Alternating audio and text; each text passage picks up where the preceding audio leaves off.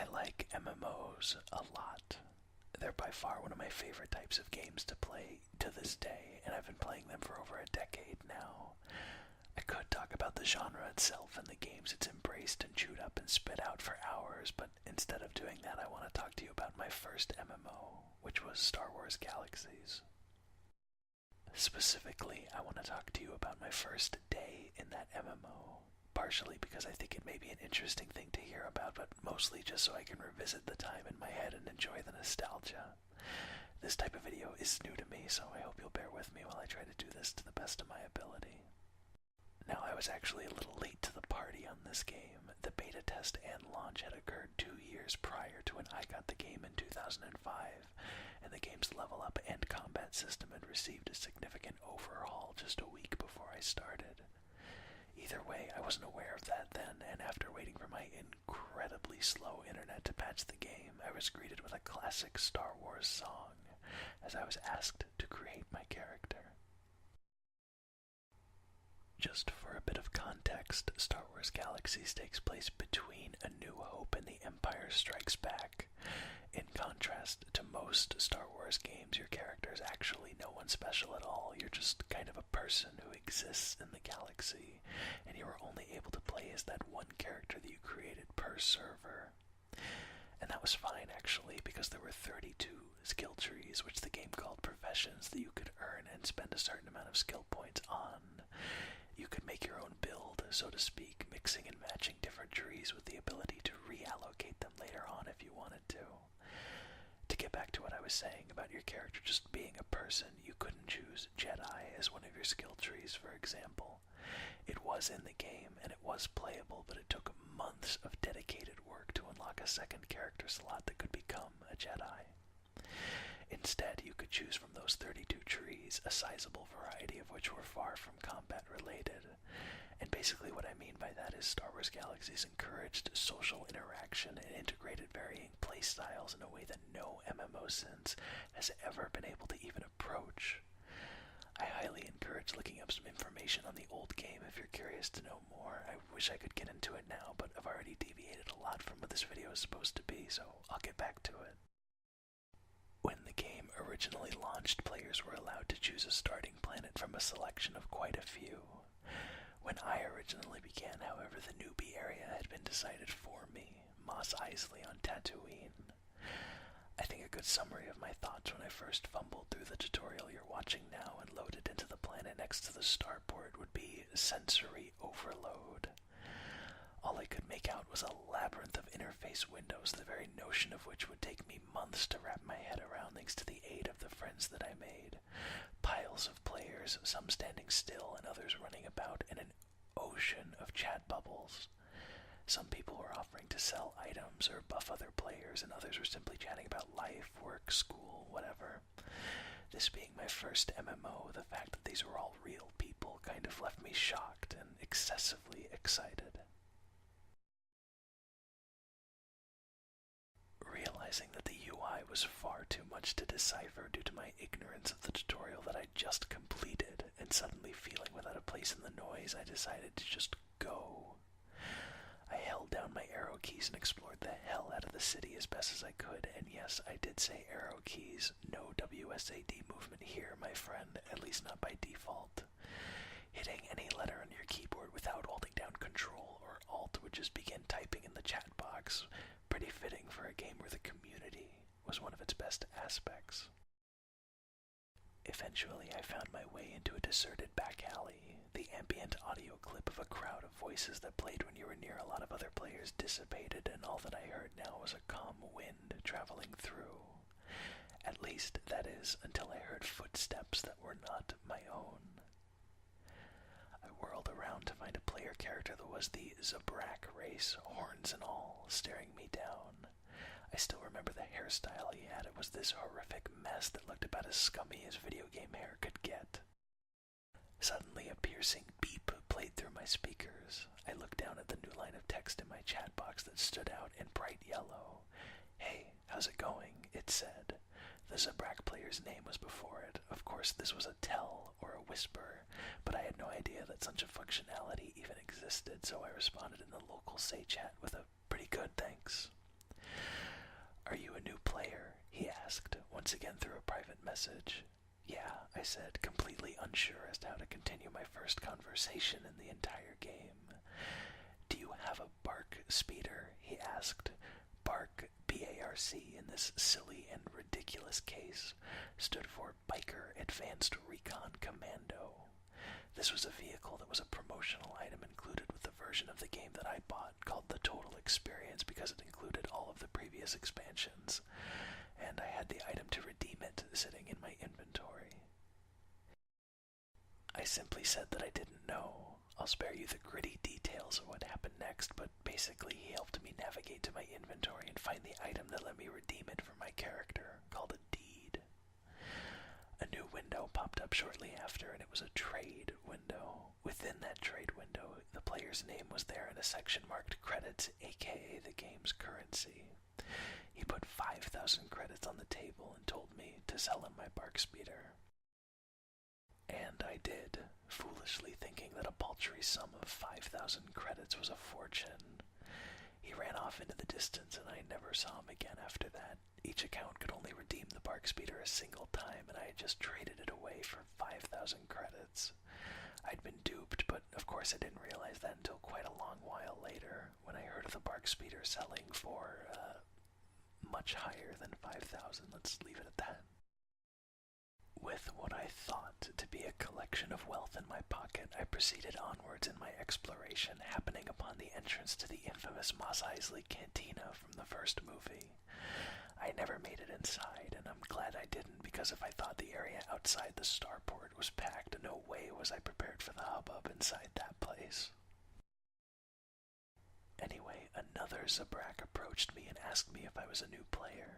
This player asked in the local Say chat, though. Once again, I answered yes. You might expect the same thing to happen, but this was the complete opposite of a bad experience. As soon as I answered his question, he typed out a paragraph welcoming me into the game and a very basic rundown of some of the game's systems, concluding with a tour of the entire town where he pointed out useful functions within the city, like the bank and the bazaar, which was essentially just the auction house. At the end of it all, this extremely kind individual said that he had to log off for now and that I should add him to my friends list before asking me if I knew how to do that. Me, being the idiot that I am and not wanting to pester this excessively helpful individual with a single simple question extra, said yeah, totally, thank you again. He said NP bro, see you later, and logged off. Much to my disappointment, I never ran into him again either. Realizing that there was still so much to be learned in this game, I walked on in circles, eventually wrapping around and finding my way back outside the starport where I began. And then I saw him.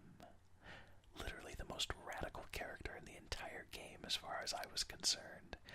He was resting on both knees and with his head down and eyes closed like he was in deep meditation. He wore all black and a hooded robe. Above him were his chat bubbles, regularly repeating a message that served as a recruitment call to get players to join his rebellion-aligned guild. He had some really silly in-character text in it that talked about how bad the Empire was, and I loved it. I approached him sheepishly and asked him what a guild was. Very matter-of-factly, he told me that a guild was a collection of players who group up together to help each other level up and play and just in general have a community. And then he just casually threw in the fact that his guild had their own player-run city just in the middle of the desert of Tatooine. Holy crap, I just had to get in on this. So he said cool and had me follow him to the city outskirts. This was my first time seeing a part of Tatooine that was not a city, and my draw distance wasn't very good besides, but the sheer scale of it was insane to me. It truly felt like a planet. Suddenly, I hear an engine revving. He pulled out a speeder complete with 2 seats. He invited me in and I hopped in without a second thought. It's kind of far, lol. Sorry, he said. The ride was rather quiet, but lengthy as well. It was, I want to say 5 to 10 minutes of just driving through empty desert with only the occasional creature nest and lonesome player house to break it up. When we arrived, he gave me the grand tour. He even let me poke around in a few of the houses that other players in the guild had made. The amount of freedom they gave you to decorate your home in this game was insane. You could place literally any item in your inventory in your house and position position it in whatever way you wanted. The final stop of the tour was the town city hall, where I met the guild's leader. He was a Trandoshan, or giant lizard person, and I followed them outside. We talked for just a little bit, maybe a minute or two, before I was told that I had to join the rebel faction in order to join the guild itself. It was right then that I decided that, I don't know, I'm brand new to this, so maybe I shouldn't make such a big commitment so quickly, or at least what I thought was a big commitment, and I voiced that concern to the person I had met and the guild leader. After that, silence. No words were said in the Say chat. When I started to think that I was lagging or had lost connection or something, I saw the Trandoshan run back inside the city hall. I entered a single question mark in the chat and then was instantaneously teleported to the middle of the desert. When I looked around, I saw the buildings of the town and tried to walk back into the city's limits. It worked, but only up to a point. After a certain distance inside, I would rubber band back to my original spot, and it kept happening over and over again until I was finally able to see the text on my screen that said something like, "You have been banned from the city. You cannot enter." Even despite this, I kept trying to walk inside, but it was impossible. I had been punished by the long arm of the rebel law. So let's recap. I had been playing this game for just under an hour at this point, and I'd been unwittingly robbed and now stranded and left for dead in the middle of the desert. Like I said, the ride from Mos Eisley to the player city wasn't a jog or anything. It was solid minutes of riding in a vehicle, and I didn't have a vehicle, so I had no idea how long it would take to get back, and I didn't even know what direction to go in, because I didn't know how to access the in-game map. But that didn't stop me. I was determined and still completely unaware of any sort of concrete goal that this game had. I wandered around for a while before picking a direction and just going again. The trip was actually really short. It was only after about a minute or two that I came across a teeny tiny lizard enemy, tried to attack it, and was then killed in a single hit, of course. Shortly after that, a window popped up asking me where I would like my clone to awaken or something to that effect, which was the game's way of explaining respawning. I see a list of locations, none of which are Mos Eisley, but one of them catches my eye. Imperial Base. Awesome. I was totally expecting this base to be embedded into a city of some kind, but nope, it was just as in the middle of nowhere as the desert I'd been killed in, endless desert on all sides. To add to that, the in-game weather had kicked in and a sandstorm was blowing, so I could barely see far outside of it. After walking around for a bit, I see an Imperial officer NPC and I talk to him. One of his options involved enlisting with the Empire, but when I clicked it, I was told I didn't have enough Imperial faction points or something like that to join. After all of that work, I couldn't even join the Empire if I wanted to. I did even more wandering around and looking at random stuff inside the base. It was pretty fun, actually, because the entire interior was accessible and decorated and actually looked like an Imperial Base would. But it didn't tide me over for too long, and eventually I went towards the exit to start my journey through the desert once again, and that's when I heard it. A whirring, engine-like sound that was fast approaching through the sandstorm. Soon enough, a smaller green speeder with 2 seats drove into the base and a human woman hopped out of it.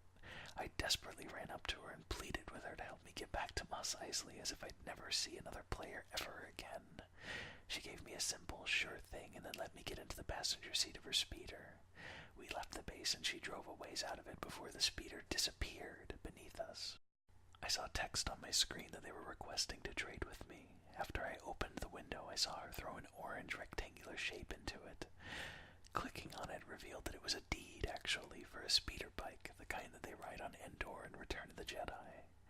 With her help, I was able to redeem the deed and then get on it. Then she told me that if I kept heading straight from where we were, I'd eventually hit Mos Eisley again. I thanked her for her help in the speeder bike, and she said something to the effect of "no worries and welcome to the game," complete with a smiley face, before she got out her previous speeder and took off towards the base again. Well, to cut a very long story short, I eventually did find my way back to the city and then played the game for 5 years after that.